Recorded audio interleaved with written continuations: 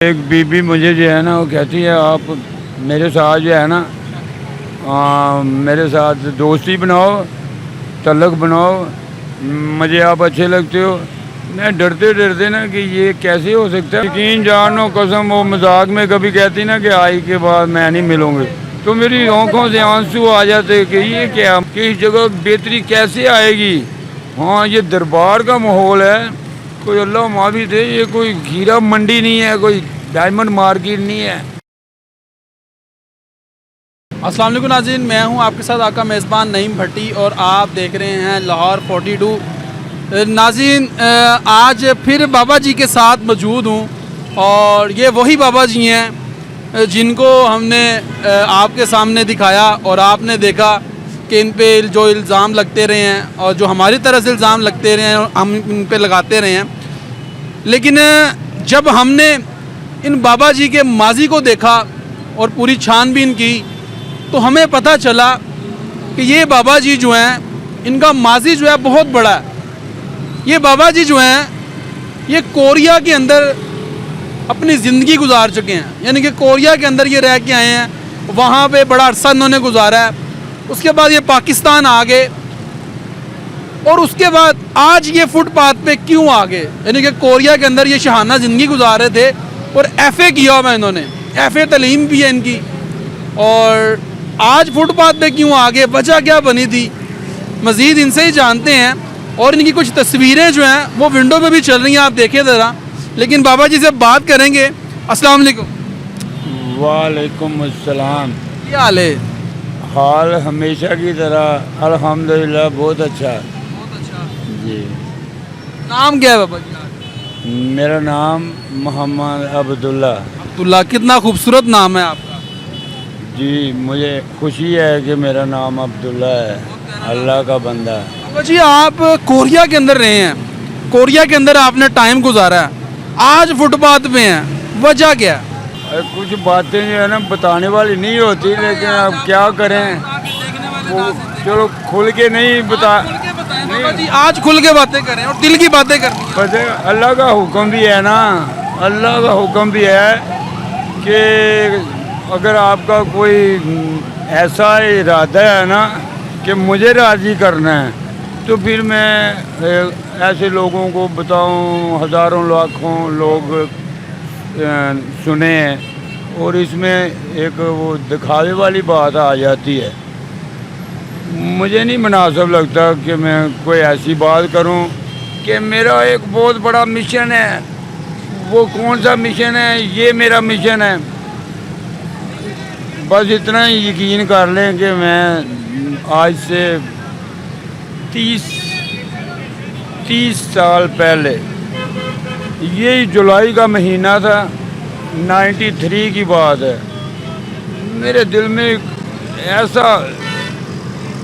ऐसा ख्याल कि मैं अपने वतन वापस पहुंचूं और मैं वहाँ अपने वतन में पहुंच के ना अपने लिए कोई टीचर, कोई राहबर, कोई ऐसा कोई बंदा, कोई ऐसा बुजुर्ग, कोई बाबा ढूंढूं जिसको पता हो ज़िंदगी के राज,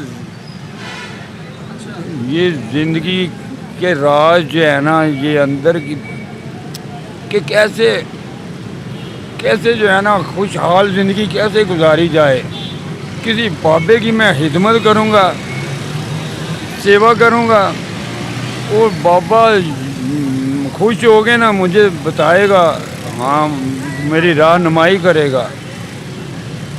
बड़े यकीन के साथ वहाँ से मैं यहाँ आ गया और यकीन जानो कुछ लोग ये समझते होंगे कि बेचारा बूढ़ा हो गया लेकिन अभी तक इसको कुछ मिला नहीं है, ऐसे ही बेचारा सड़क पे ना। बाबा जी आप एक बहुत अच्छे ख़ानदान से आप बिलोंग करते हैं, हमने आपका सारा माजी जो है वो देखा है, हमने बड़ा यानी कि तहकीक की है आपके बारे में, तो हमें ये भी पता चला है हमारे सोर्स से कि आप एक अच्छे घर से हैं और आप एक अमीर घर से ताल्लुक़ रखते हैं। लेकिन फुटपाथ पे क्यों आ गए हैं? कोरिया के अंदर आप कितनी देर रहे हैं? वहाँ पे शादी वगैरह की थी कि नहीं की थी? कोरिया में मैं 91 जनवरी में गया हूँ तो 93 जुलाई में आ गया वहाँ से। कब गए थे? 91 जनवरी और 93 जुलाई वापस आया। ये 2 साल 6 महीने 7 महीने बनते हैं।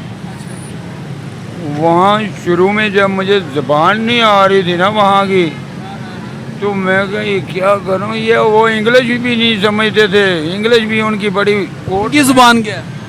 Korean language. आपको आती है? हाँ शुक्र है, मैं उधर जो है। सुनाए ज़रा। आपको तो समझ नहीं ना क्या। थोड़ा सा बता दें, चाहे वो जो देख रहे हैं नाज़रीन को पता चल जाएगा। सही पूछें तो जुबानें जो है ना क्या जुबान कैसे सब एक जैसी होती। क्या करती थी जुबान? जुबान थोड़ी तो बोले। अभी क्या बोलूँ, आपको तो आती नहीं जो है ना। बोल के तो बता दें, आगे पता तो चले ना कोरिया में ये जुबान बोली जाती है। जैसे इंग्लिश में हेयर देयर वेयर होता है ना, ऐसे ही उर्दू में यहाँ वहाँ कहाँ, पंजाबी में ऐथे ओथे किथे, तो कोरियन ज़बान कहते हैं योगी छोगी ओदी। आप समझ आ गई होगी कि ज़बानें तकरीबन मिलती जुलती होती हैं थोड़ा सर। सा बोल के जरा सुना दें उनकी जुबान। उनकी ज़बान की आप पिछली दफ़ा भी ना एक भाई ऐसे कहते कुछ सुना, कुछ भी बता। मैं क्या गिनती सुना दूँ, कहते हाँ गिनती। सुना दे, गिनती सुना दे। चलो गिनती भी सुनाता हूँ, उनकी अलफ बे भी सुनाता हूँ। सुना दे, सुना दे। गिनती पहले सुनाते हैं। इल ई सम सा ओ यू चिल फल गु शिप शिपिल शिपी शिपसम शिप सा शिपो शिप यू शिप चिल शिप फल शिप गु ई शिप, ये 20 तक है। आगे ई शिपिल ई शिपी ई शिप सम ई शिप सा ई शिपो, ये 25 तक आपको मैंने सुनाई है। और अभी अलफ पे सुनाओ, वो शायद मुझे थोड़ी भूल गई हो, काफ़ी देर हुई ना नहीं बोली। गा ना दा रा मा बा सा आ जा छा खा था फा हा, उनके अल्फ़ाबेट। तो वहाँ पे क्या काम करते थे? शादी की वहाँ पे कि नहीं? हाँ, आपकी तस्वीर भी है एक लड़की के साथ उसके मैं अंदर। आपको बताने लगा था अभी थोड़ी देर पहले, आपने पूछा ना वहाँ शादी की कि नहीं, तो मैं वही आपको बताने लगा था कि मैं ना वहाँ गया तो मुझे वो ज़ुबान नहीं आती थी ना, मैंने डिक्शनरी ली ज़ुबान सीखने के लिए। तो सब कहते हैं ये क्या पकड़ा हो, ये किताब आप पढ़ने के लिए आए हो, इधर कोई स्टूडेंट हो? मैं कहा, नहीं मैं ज़ुबान सीखनी है, मुझे यहाँ की ज़ुबान ऐसे ही आएगी, मैं वो देखता रहूँगा पढ़ता। कहते नहीं ऐसे नहीं आएगी, और भी इधर शादी करो फिर आएगी ज़ुबान।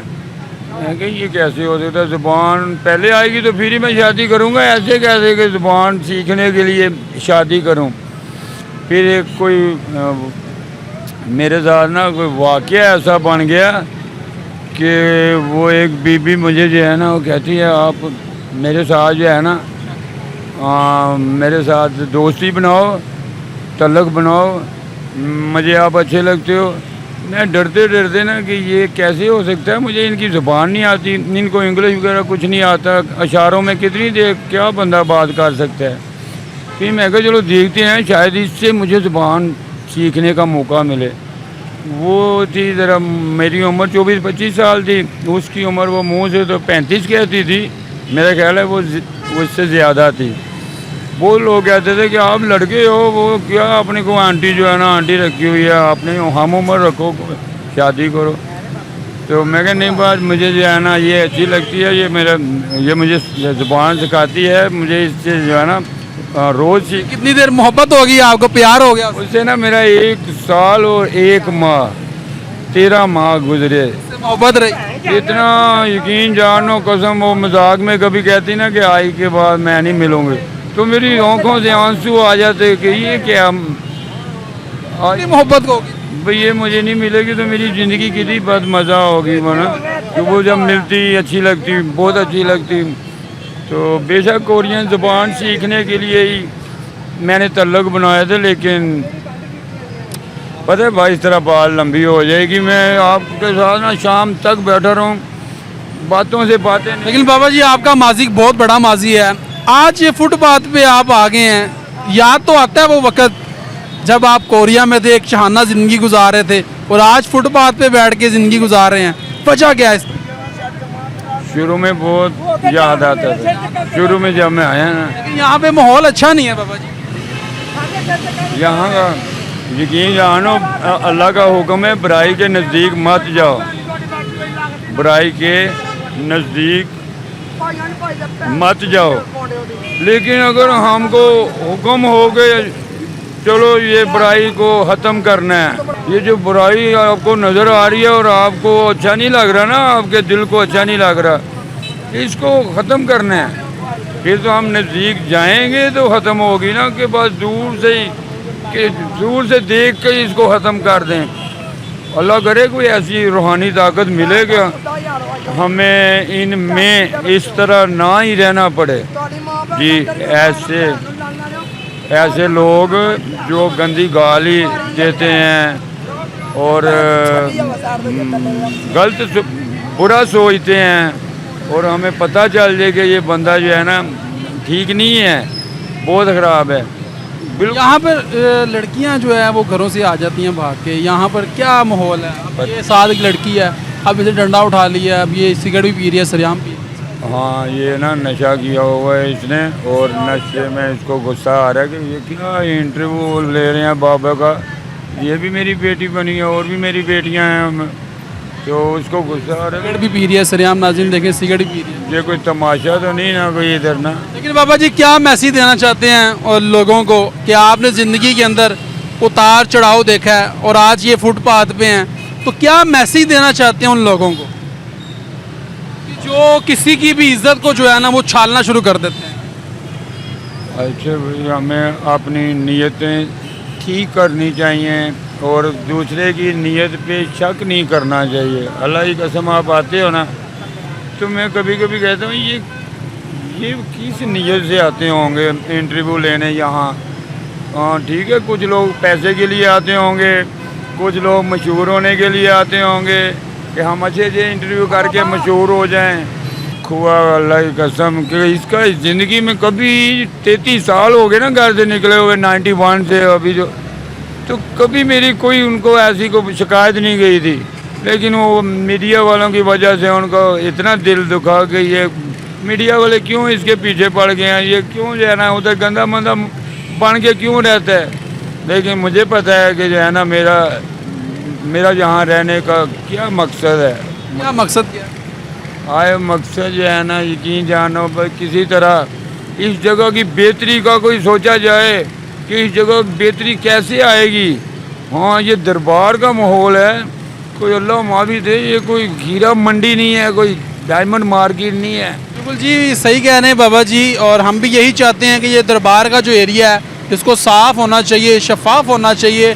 और क्योंकि ये बड़ी पाक हस्ती का जो दरबार है, साथ बड़ी ही पाक हस्ती की दरगाह है यहाँ पर, और बहुत बहुत दूर से जो ज़ायरीन हैं वो यहाँ पर सलाम करने के लिए आते हैं। और हमारा इंतज़ामिया से और मुतलका थाने वालों से यही मुतालबा है कि इस एरिए को पाक साफ़ किया जाए, शफाफ किया जाए और यहाँ से बुराई का खात्मा किया जाए। कमेंट सेक्शन में अपनी राय से जुड़ा कीजिएगा, अपने मेज़बान नईम भट्टी को दीजिए इजाज़त और देखते रहिए लाहौर 42।